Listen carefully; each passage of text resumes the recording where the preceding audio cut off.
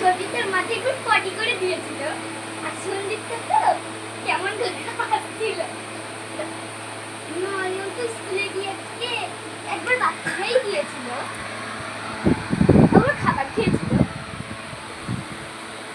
বাথরুমে গিয়ে কেউ খাবার খায়, এ তো মজার ব্যাপার। ও খাবার খেয়েছিল, একবার দিদি এসে একবার বোতল ফেলে দিয়েছিল।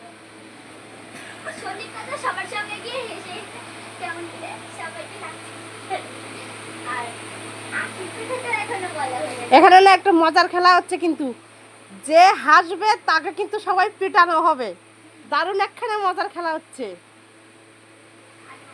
শব্দ করে হাসা যাবে না, শব্দ করে হাসলেই সে মার খাবে।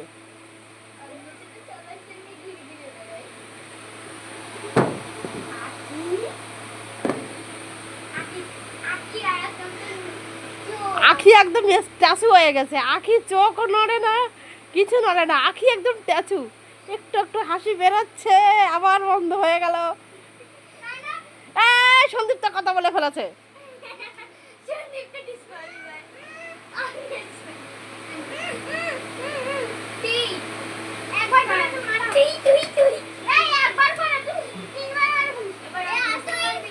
যা, মিস্টেক মিস্টেক।